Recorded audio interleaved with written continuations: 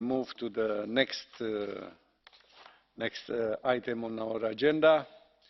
Următorul punct la ordinea de zi este The next item on the agenda is a declaration of the Council and the Commission regarding the rise of neo-fascist violence in Europe. Mr. Bogner, you have the floor. Thank you. President, honourable members, you have invited the Presidency to speak on behalf of the Council on a topic of common concern: how the EU could respond to politically motivated violence. I am grateful to have this opportunity. First, I would like to express my sympathy to Mrs. Forenza, who was attacked a week ago in Bari and who informed us on Monday at the opening session. Such attacks, especially against a member of the European Parliament and her staff, have no place in Europe. It is our joint responsibility to safeguard the values on which the Union is founded. EU values are the backbone of the Union, and they encompass pluralism, tolerance, justice and fundamental rights. Among the fundamental rights, the Charter of Fundamental Rights includes the freedom of expression and freedom of peaceful assembly.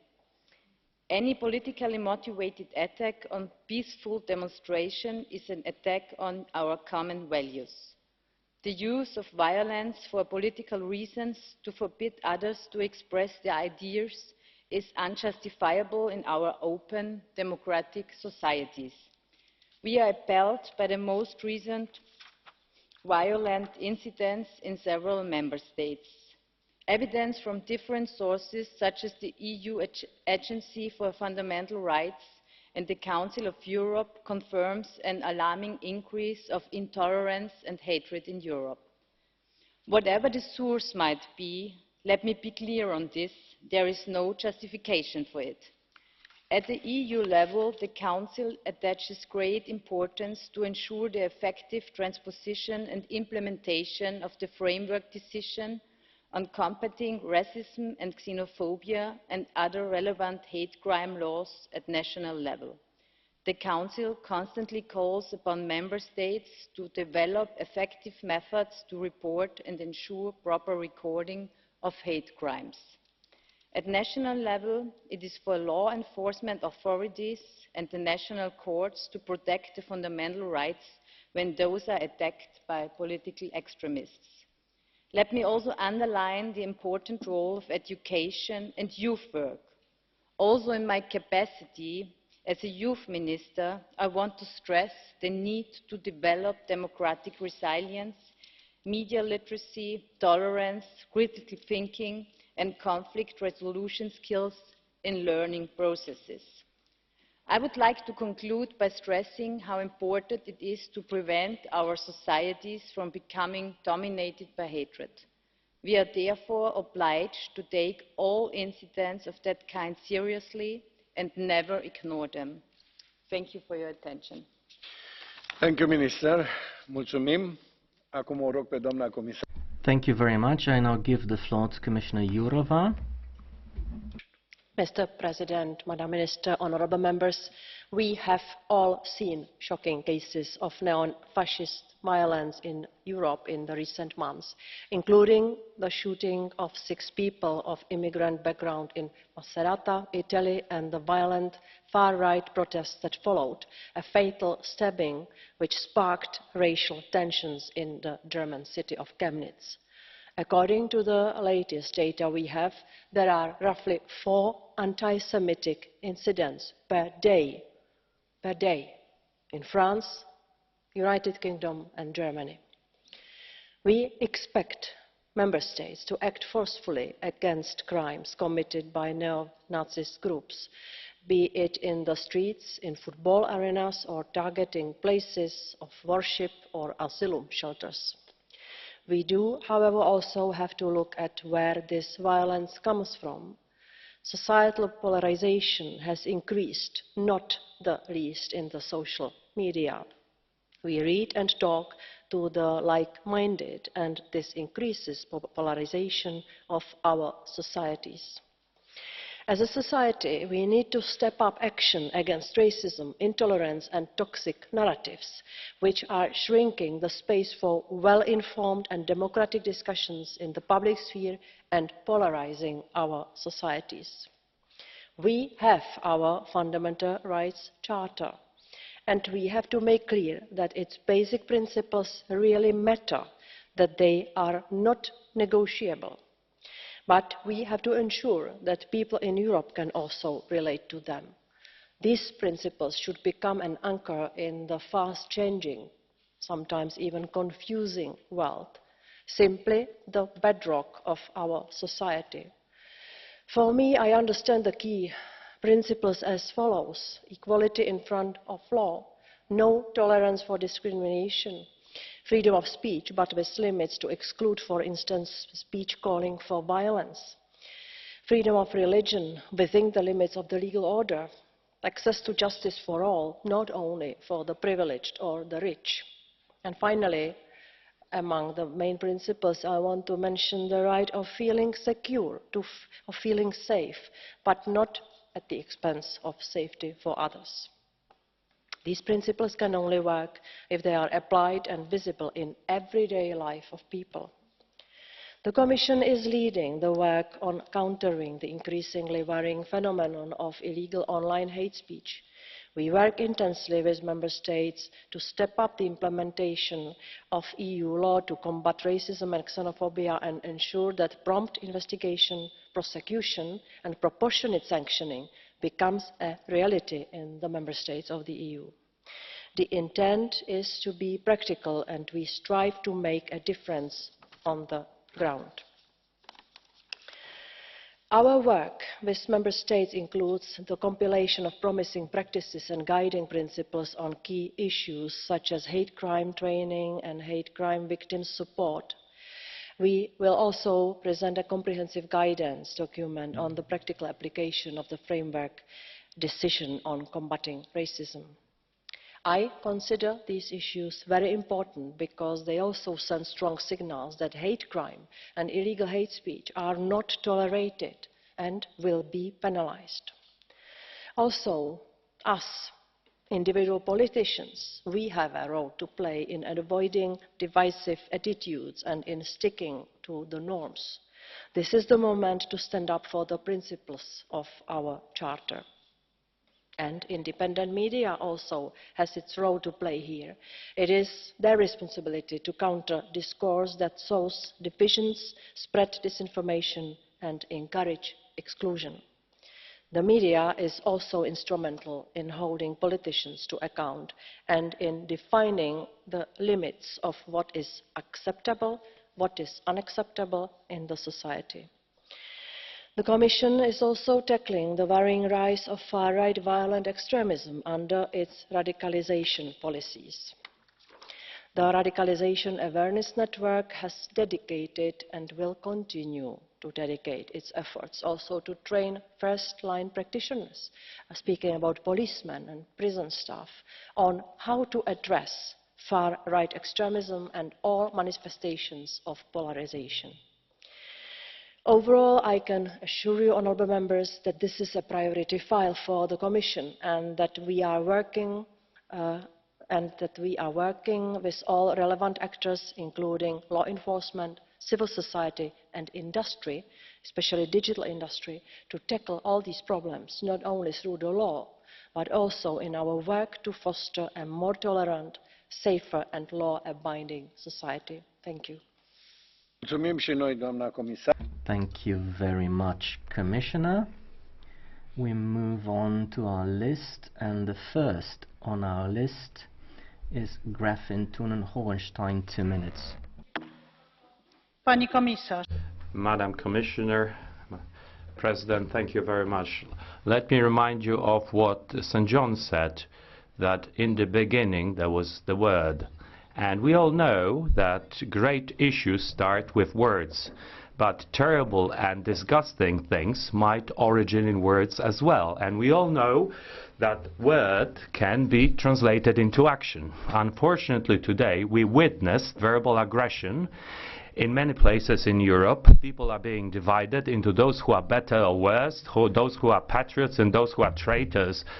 There is a acceptance of hatred in the media. There is speech of refugees bringing parasites. This is the reminiscence of the worst propaganda from our darkest moments of history. But it's being accepted. You have fascist marches calling for homophobia, racism and violence. There are situations such as people would be burned and politicians would be attacked for protecting minorities and following European values. We have examples of this in the Czech Republic, Poland, Hungary, Malta. In some countries, public media are spreading hatred towards political opposition. In other countries, the government do it themselves. Words turn into actions. This can be exemplified by what happened recently in Italy, the unfortunate situation in Chemnitz as well. And we might not pretend that nothing's happening. That's internal problems only in some countries, because this disease will spread all over. We're in a fight against this disease. This is the member states have to do this, and the Commission must cooperate with them closely, prepare new action plans, and the plans must be introduced with consequence. And to conclude, Auschwitz is in my constituency. When you enter Block 4 in Auschwitz, there is a quote from Santayan there on the wall: who cannot remember history will have to relive it. Ladies and gentlemen, let's draw conclusions. Thank you very much. Mulțumim, doamna. Thank you very much. Mrs. Kienge, 2 minutes. Grazie, Presidente. Thank you very much, President. A new spectre hovers over Europe. That is the spectre of neo-fascism. For too long, national parliaments in the European Union have ignored the fact that there is a new and violent wave of nationalism that is surging. Let us say it very openly: the various economic and institutional crises have revived the darkest pages of our history. As members of a democratic institution, we cannot accept intolerance. So for the good and freedom of everyone, we have to stand against nationalist violence and promote fundamental principles enshrined in the constituent treaties of the European Union. If we are not able to do so, then we'll see that in national parliaments and here in the European Parliament, those who oppose human rights will be flinging open our own doors and will be breaking up the European Union. What we see every day in our society is the repercussions of intolerance and hatred: insults, assaults, punitive expeditions, racist attacks and attacks against minorities. These happen on a daily basis, and this, of course, is exacerbated by propaganda-like slogans. A propaganda against migrants, the Roma, those of African descent, Jews, Muslims and minorities. The populist political forces are accusing others of their own failings, and we're talking about those who are the weakest. They never look at what the public good is, and they lie blatantly. These new European nationalists have chosen strange names: Golden Dawn, Casa Pound, Front National, Jobbik, just to give you a few. These and other parties that pretend to be more moderate are just perpetuating their violence, and they're even willing to conclude incongruous pacts in order to promote their propaganda. But what the populist and nationalist parties share is anti-European sentiment, xenophobia and racism. So democratic parties have to react. We have to be united and strong. We have to defend our countries and our European Union in order to save freedom, equality, human rights, pluralism and solidarity. Thank you. Thank you very much. Mr. Halaho, 1 minute. If you listen to the left or the mainstream media, you easily get the impression that fascism and fascist violence are the top threats to the public security in Europe. Of course, any kind of violence should be condemned, but it seems to me that Islamic and left-wing radicalism are much more relevant problems in today's Europe, including when we talk about anti-Jewish violence. It is very unfortunate that whenever ordinary people express their concern over immigrant or Islamic violence, they are immediately labelled fascists, racists and Nazis. One very good example are the recent events in Chemnitz, Germany. Many nationalist politicians and parties are systematically terrorised by the extreme left in many European countries. I find it worrying how little attention and condemnation this phenomenon gets in the public debate. Thank you. Mulțumim. Thank you very much. Now I give the floor to Mrs. Engström, 1.5 minutes. Herr talman, herr kommissionär. Det är inte... President, Commissioner, what I'm worried about is not the sound of boots on the streets, not people who are burning symbols and crying symbols from slogans from the past. What worries me is those who are manipulating those who are on the streets. Our democracy needs to be defended. And I think it is essential that we realize that our democracy is under attack. Recognized experts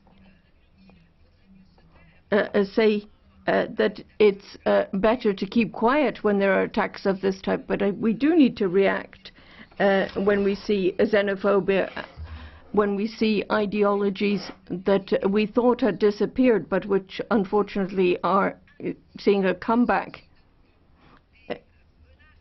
Threats are being made against politicians and against journalists, and activists, particularly feminists, are threatened. Violence leads to further violence. We need to fight for democracy, and we should act and not give up. We need to dare to continue and continue to fight for the society that we want. We have to do that every day, and that is the right of everyone. Thank you very much. Madam Forenza, 1 minute. Grazie, Presidente. Thank you, President. I think my statement could be summed up in a couple of words. Bella ciao. Words that should invite the European Union in this chamber to stand to their feet, because the fascists have started to hit back in Greece, in Germany, in Italy. They've started to hit the whole of Europe, drawing on a sort of a racist, xenophobic culture, a culture that's found its way into government. These are two words that remind us that Europe was born from the defeat of Nazi fascism, and we can only fight it by calling on the testimony of the partigiani. I think we need an anti-fascist constitution, but our Minister of the Interior goes to supper with people from the Casa Pound.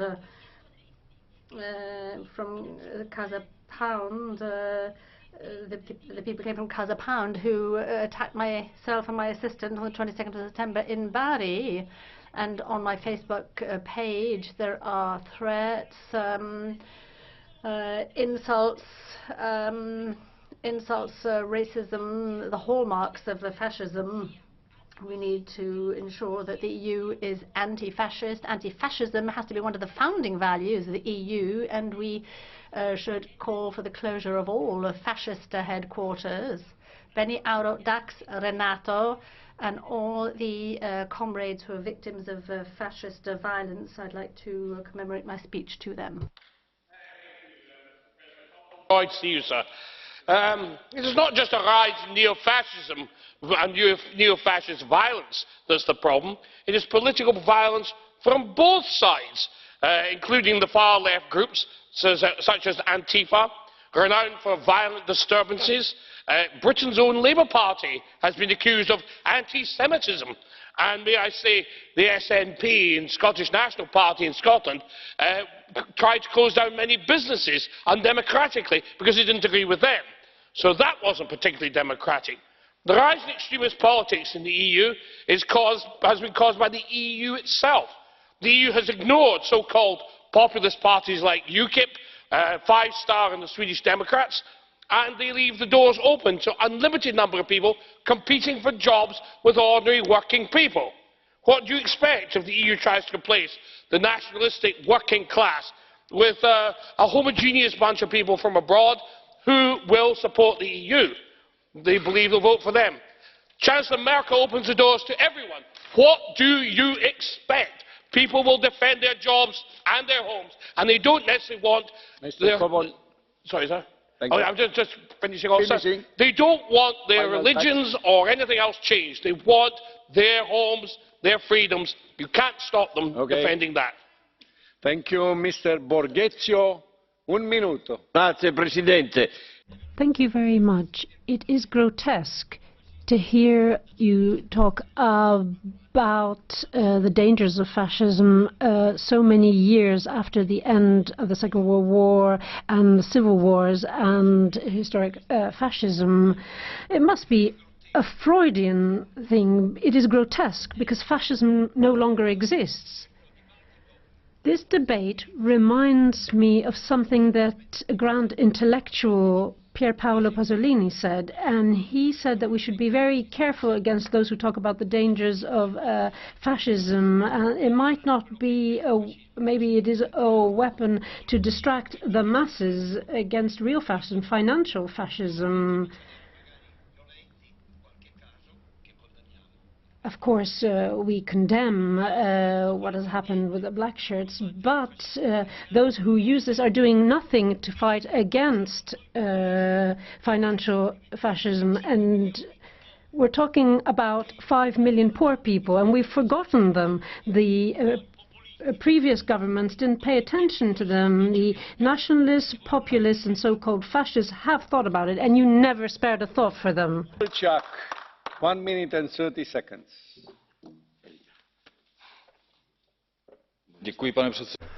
Thank you, Chairman. Commissioner, the ground for the rise of neo-fascism in Europe is the success of extreme right parties in elections and also various forms of spreading neo-fascist, neo-Nazi ideology. Take the events in Croatia, praising the Ustašovi movement, which even appeared in a report of the Council of Europe.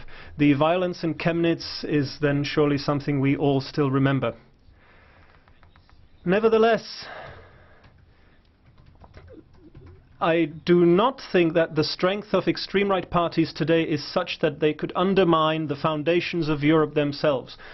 Unless, however, if the democratic parties do not find an effective way to combat this, the situation could indeed evolve for the worse. In this context, I would like to draw your attention to the fact that there is a danger to the European democracy, not only from the far right, but also from the far left. Left-wing extremism is just as dangerous as right-wing extremism. And in Europe there are a number of communist parties that stay true to the Marxist-Leninist legacy. In other words, the ideology that is responsible for a comparable number of corpses throughout history. Democracy is always very fragile. That's why we need to nurture our European democracy to make sure that it doesn't slip through our fingers somehow. In practice, this means that we need to combine preventive as well as repressive measures against all kinds of extremism, both right-wing and left-wing. I hope you heard me correctly. I am in favor of repressive measures because an attack to our democracy can come from either side. Thank you. Mr. López Aguilar, 1 minute. Thank you very much, President. Yes, it's true that there is a spectre hovering over Europe, and that is fascism. And there's also the spectre of populism that puts forward a simplistic solution to those who are affected by poverty. They're pointing the finger at a scapegoat as if they were the enemy of the people. But this is the spectre of the far right that is inciting hatred. Fascism wrought havoc in the 20th century, but it didn't disappear in the 20th century. Not only did it survive in the 21st century, but it's represented here in the European Parliament. We're talking about fascism that talks about fear, exploiting fear of people who are different. it's extremely important that the EU has to do more than diagnose the situation and offer lofty words. We have to offer hope if we want to fight against this. We need to offer hope to those who have lost out. We need to make sure that we tackle challenges and make sure that we don't just have reactionary forces inciting hatred and fear of those who are different. The blue card from our colleague, Mr. Coburn. Yes. Mr. Coburn. President, most kind. Oh, this is working. Yes, good. Very interesting what you said. But would you perhaps not agree with me that it doesn't matter from which side violence comes, whether it be the left or the right, and bearing in mind that the National Socialists in Germany in the 30s were socialists. They came from socialism. As did Stalin's mob. So, quite frankly, all this thing about fascism, they're always waving this word about. What about just making sure we don't have violence on any side, that we settle everything democratically? Wouldn't you agree with me? Left-wing authoritarianism is just as bad as right-wing, and at the moment the Labour Party in Britain are having tremendous troubles. Stalin, as far as I remember, was a communist.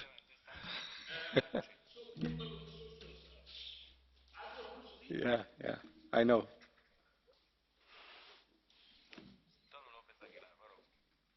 Thank you, Mr. President. I do too listen carefully to what you said. Let me tell you, it is simply grotesque to sustain at the present day that there's a relationship between National Socialism and whatever socialism stands for throughout the history of Europe.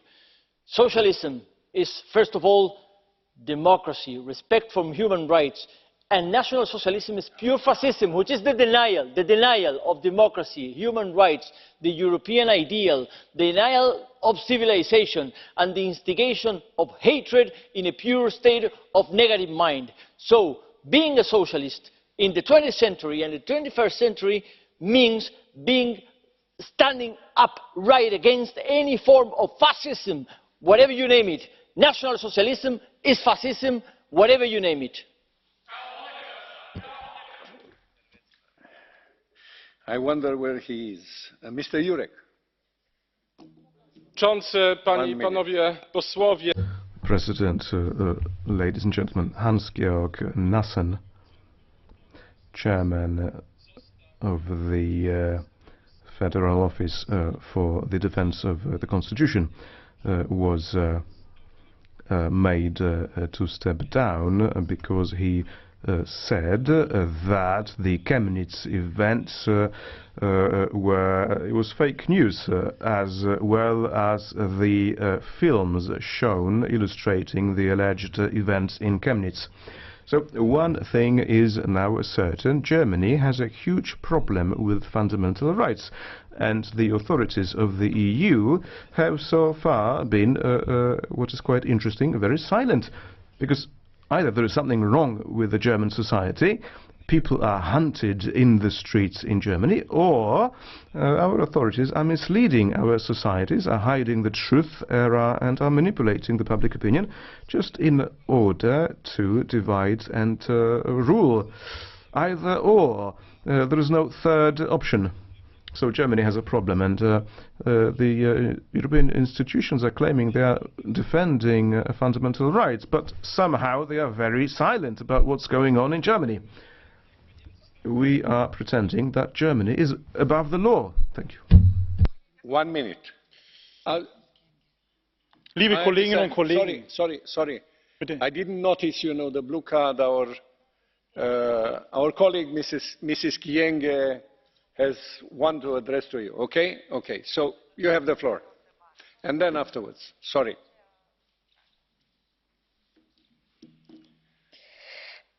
Grazie. Thank you.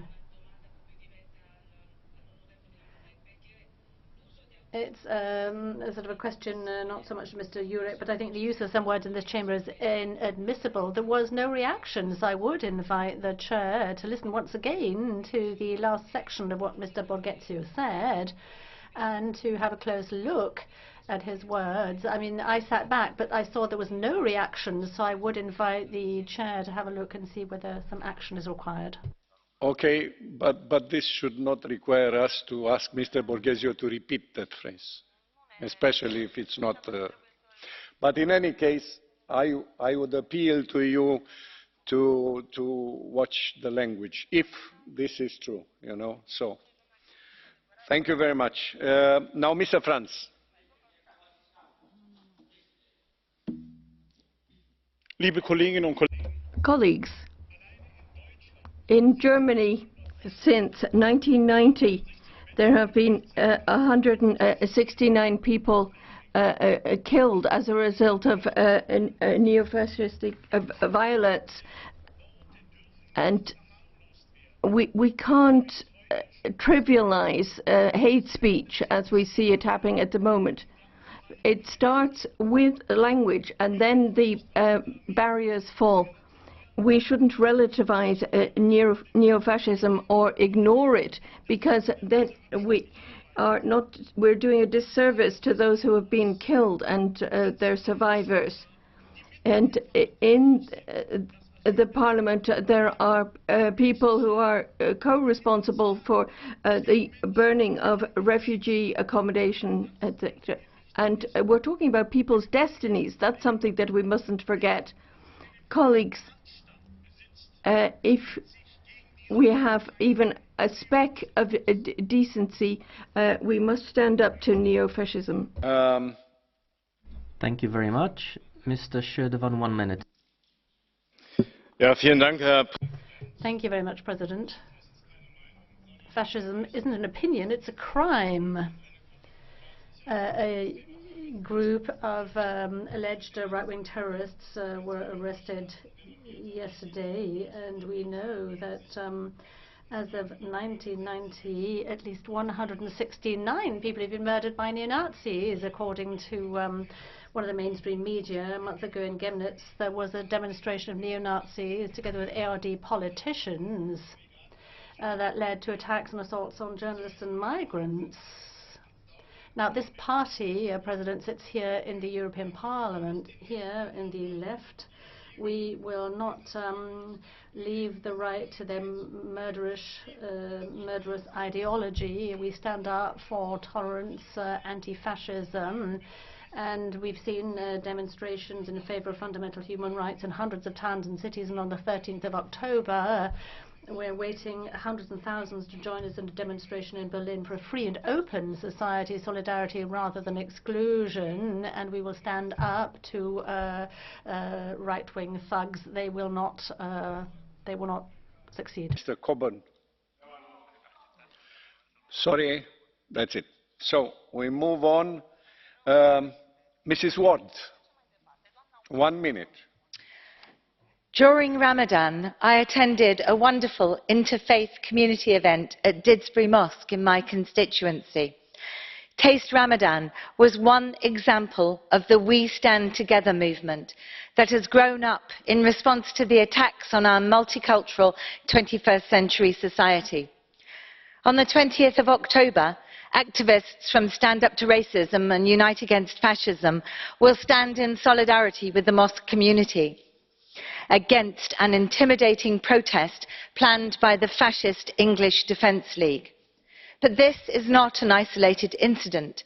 We've seen similar neo-fascists targeting communities across Europe because of their religion, race, ethnicity or sexuality. We mustn't forget that the results of fascism in Europe are tragic. In 2016, a week before the UK referendum, a Nazi-inspired terrorist murdered the pro-EU Labour MP Jo Cox while shouting Britain first. Jo was the mother of 2 young children and an inspiration to many. And I was privileged last week to attend the naming of a square in Brussels in honour of her memory. So let's remember Jo's message as we continue her work. We have more in common. Would you accept 2 blue cards? One from Mr. Coburn and the other one from our colleague up there? So 2 blue cards. Would you accept them? Mr. Coburn is one. Sir, I would never accept a blue card from Mr Coburn because once in a taxi he described Muslims as bearded weirdos, and Tanya Fajon was there and heard it too. Uh, no. Please. We would open up another discussion. But how about Mr. Listen. Hope that Mr. Sosniers will ask something which you would have liked to ask. So, would you accept Mr. Sosniers' blue card? Mr. Sosniers is over there. Would you accept a blue card from him? No. Listen, Mr. Coburn. Listen. There are some limits. Let's respect them. President, these people misuse. They use democracy to undermine democracy, and that's why I won't accept a card. Okay, thank you. We go on. Mrs. Theoharos, 1 minute. Thank you very much, President. Neo-fascism is... παρεμφερών προς το κόμμα του Μουσολίνι. Αυτή η αιμονή προκαλεί λειτουργική τύφλωση απέναντι στο φασισμό της καθημερινότητας που βιώνουμε ως πολίτες σε κράτη ως επιτοπλίστων ή κατ' επίφαση δημοκρατικά, σε μια Ευρωπαϊκή Ένωση αρχών και αξιών, σε κοινωνίες που μάχονται κατά του ολοκληρωτισμού. Ο νεοφασισμός εκφράζεται και μέσα στην ρητορική μίσους, η οποία μετατρέπεται όλο και πιο συστηματικά και επικίνδυνα σε καθημερινή συστηματική βία κατά των πολιτών, αλλά και με ανήθικες και ψευδείς ειδήσεις και επιθέσεις ανωνυμογράφων και πολιτικών. Attacks on politicians through mass media and the internet in order to slander honest politicians. Fascism is about muzzling any different voices. This kind of fascism is dangerous and cunning, and it turns against the weak, homosexuals, those who have different religions, and it is a huge blow to democracy and the rule of law. The European Union is about responsibility, and those of us who understand this responsibility fight against fascism. Thank you. Domnul Culoglu, 1 minut. It is shameful to see what is happening with colleagues in the chamber this evening. We're talking about the increase in neo-fascist violence, and they're talking about communism and socialism. By doing this, you are saying that fascism isn't guilty. Golden Dawn, the neo-fascist party in Greece, will be rubbing its hands with glee. They'll be thrilled to hear what you're saying. This party killed people in my country. They killed a migrant and they killed a rapper in my country for no reason, in a cold-blooded manner, and they attack migrants on the island. The other day there was a Syriza MP, and Syriza is the party in government, and they were attacked. These are the real fascists, and you are turning a blind eye to this. And when you turn a blind eye, then you are aiding and abetting it. Okay, thank you very much. Listen, I have here a list of colleagues who are asking for catch the eye. The number is 6 colleagues of ours, and I suggest that we would listen to all of them. Okay? So, I would start by Mrs. Schlein. Grazie, Presidente. Thank you, President. I think there's a rather dangerous resurgence of neo-fascism as we're seeing. Eleonora has reminded us 100 fascist assaults in the last 5 years. But what's new is that we're hearing ways of legitimizing violence. Our cities are becoming less safe. I think we've seen what's happened in Bari, and I'd like to express my solidarity and a warm embrace to Claudia and Giacomo. This is the kind of thing, Commissioner, that's happening in Italy today. Neo-fascists are walking around undisturbed with sort of brass knuckles in their pockets with the tacit support of ministers who, according to the Constitution, should dissolve such associations rather than going and dining with them in the evening. We talk about the values of democracy, fundamental rights, but intimidation and such violence cannot be tolerated. We must resist them. Mrs. Miranda. Miranda. Obrigada. Senhora Comissária, eu venho de país que sabe muito bem o que... Thank you very much. Commissioner, I come from a country that knows what fascism is all about all too well. We have a foundation that is called the Francisco Franco Foundation. And we also have a place in Spain that is a monument to him. And we have a T-shirt with 19 people who were with Franco and that have now been taken to court, but we're talking about this foundation that is apologizing for Francoism, but it should be illegal, and that's how we defend historical memory here. And we have the Valle de los Caídos, the Valley of the Fallen in Spain. We have put so many questions on this. There should be zero tolerance to fascism, but unfortunately we can see in the European Parliament that we have many fascists represented here. Thank you. Pimenta. Obrigado, Sr. Presidente. Não ignoramos as causas e o caldo. Thank you very much, President. I think very often the breeding ground for neo-fascists is something that we tend to overlook. And if we sort of merely say we're just concerned, I think it is just very much grist to their mill. We're seeing that the rights of workers, pensioners are being curtailed. If you look at the policies of the sort of right and the Social Democrats, they're pursuing similar policies as the sort of a radical parties, exploitation, accumulation of wealth in few hands. So it's a form of capitalism that is one of excesses, and that I think is being translated into institutional terms. So I think we need to fight fascists and the far right, and rather than trying to trivialize them. There are some here that have taken advantage of the opportunity of the debate on neo-fascist violence to remember communism, but in turn, we will remind them that if the red flag hadn't been flown of the Reichstag and there hadn't been so many fallen in the Soviet Union, they wouldn't be here today and they wouldn't have the right to take the floor. We're talking about murderous opposition attacks organized by the Golden Dawn, and in Greece, and other similar attacks in other countries show the Nazi-like criminal nature of their crimes. This is about hatred towards the workers, and this is linked to capitalism.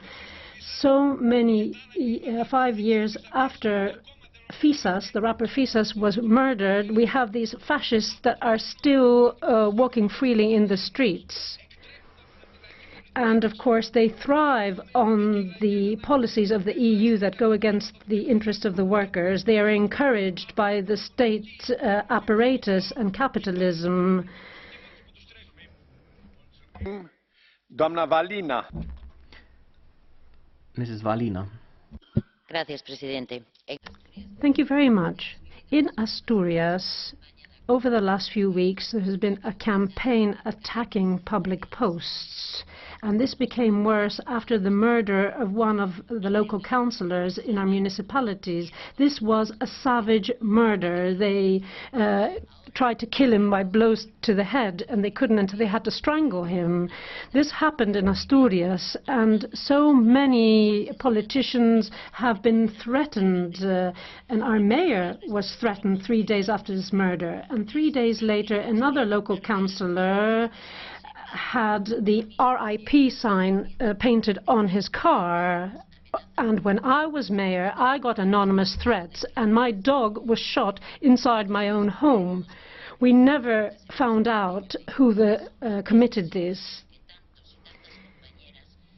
We're talking about a situation that so many colleagues experience in my party and other political parties. And I think we have to understand that it is democracy itself that is at stake, and we cannot be politicians if there's blackmail and there are attacks. Thank you.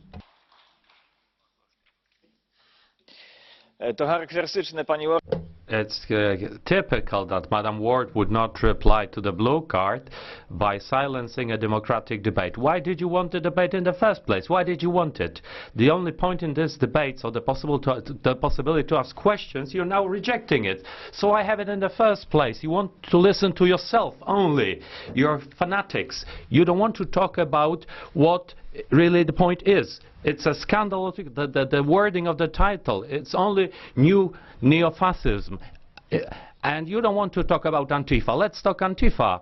Libertarians are afraid to meet the chef of my party. Has nothing to do with fascism. It's the left. Socialists, national socialists, they're afraid.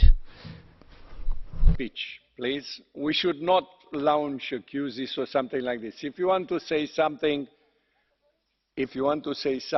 say about the subject like this, but not, saying that the other side was not, because otherwise we really transform this debate, which is important, into an exchange between various different positions, and we don't like that.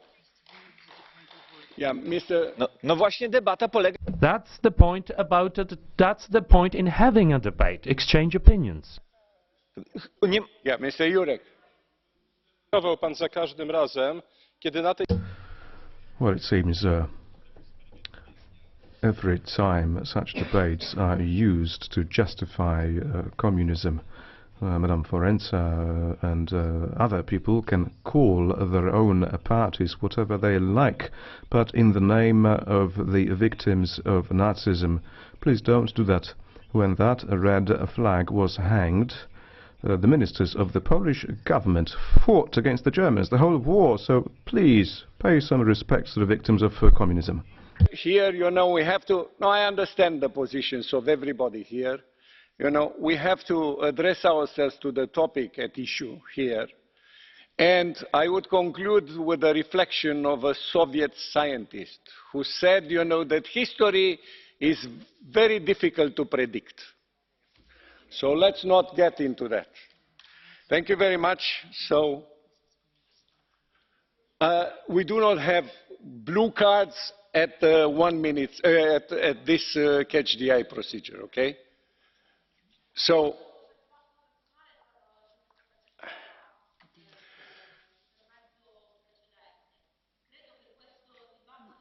no, really, we tend to deflect the discussion. So please stay in this line. And now I am giving the floor to Commissioner Jourova. Maybe she will bring some peace amongst ourselves. Mr. President, honourable members, I will do my best. I would like to thank you for the debate, which was emotional, which included very strong declarations, and I think which is needed, because we have to have debates about this very serious problem, not only in the parliaments, but in the many other fora where the people are still able to speak to each other, because this is one of our problems, that the people are more and more divided into bubbles, and this is also due to the digital development in our communication. Yes, I will try to bring a little bit of peace into that, because before, at the beginning, I spoke about law enforcement reaction, about sanctioning, and about the need to penalize these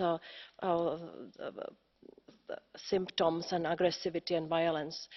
I would like to pause a little while with the reasons why I see we are witnessing and living through the increased violence and aggression in our society. We should speak more about a feeding ground, which is fear, which is poverty, which is uncertainty, which is confusion. People in Europe went through financial crisis. Some member states and some societies were more affected, some less. People are still stressed by the migration crisis in 2015 and 16, which was unprecedented. We were not ready for that. We are stressed by terrorist attacks. We have a lot of uncertainty in our society due to something which sounds positive, but which can have negative consequences on many people, and it's the technological revolution. People stop understanding the world and they ask for more security and more certainty. And my question is why we Democrats, we who say clearly that aggression and violence is intolerable, that collective guilt is unacceptable, why we are not able to reach out for these people and to offer them more security and more certainty? Why do these people come and more believe the populist parties and the people who provide them with easy solutions which might lead to another tragedy in Europe? I think that we should not only deal with the consequences, and this was the debate about the consequences here in the Parliament, but we should speak more about the sources, about the feeding ground. So I will do it at least in my work because I am in very frequent contact with normal citizens, with people which have senior age, and they ask me, we fear, we are uncertain, and we want our sons and our grandsons to have peaceful life in Europe, and we have to offer this to the people. And we have to take the lessons from the history, of course, and we have to consider seriously what are the new elements, and I already touched upon it. It is the digital revolution. Just imagine if the totalitarian regimes of the past, and I will not name them because I don't want to get into the passionate debate, again, what if they had this digital highway for propaganda? It would be much more efficient, much more easy to capture the societies and to come with very, very dangerous proposals, and which as we know, were realized. This digital world enables us to reach for very good things and bad things at the same time, and here I would say we should be able to alert the society, because the passive majority, if remains passive, will enable the evil again to rule the EU, and I think that this is our task to alert the people. You know that we have the code of conduct against hate crime and hate speech. We are doing a lot against the disinformation, and I sometimes, when I see the statistical figures showing the increase of aggressivity and violence, I ask myself, is it really true that evil is so automatic and so strong, and the good must be organized? I think that we should ask ourselves these questions and ask ourselves what are the most efficient instruments, how to address the majority of people, the honest people who need to have the option for their electoral preferences to vote for the people who offer something else than aggression and violence. So, ladies and gentlemen, thank you very much once again for this debate, and I'm sure we will probably, unfortunately, have to debate these worrying phenomena and developments in the future again. Thank you. Well, thank you very much. I was wondering, you know, if you do not communicate in the normal way, only through the gadgets, where the language is very loose, and then, you know, when you meet the real people in front of you, isn't an extension of everything which you allowed yourself to say to the other in this space, you know, would be translated into a physical violence and physical. So it might be that too, but you have a point in that direction. Minister, sorry, you have the last word. Thank you, I'm completely fine. Members, ladies and gentlemen, the emotionality of this discussion and also the loudness clearly showed us how important this issue is. There are many factors, as mentioned by the Commissioner before, that might be the sources for political violence. However, to my opinion, and I think that's the opinion of most of us, there is no excuse for any kind of violence, and the Presidency and the Council as a whole rejects any form of politically motivated violence and intolerance, no matter where it comes from. We have a legal framework in place that needs to be effectively implemented in practice. We need to support it with targeted measures such as education, public debates and counter-narratives to prevent and tackle intolerance. The Council will continue to follow this debate closely, and I can assure members that I paid particular attention to the views expressed here today during this debate. To my opinion, and I think that's the opinion of most of us, there has to be zero tolerance for any kind of political violence. Thank you. You are right. Thank you very much. Dezbaterea este închisă și votarea. I'm not closing this debate. Next session in October here in Strasbourg. So thank you very much. Now we move ahead. Următorul punct pe ordinea de zi sunt întrebări. The next item on the agenda, oral questions, the Council and the Commission, the disenfranchisement of voting rights in the EU. So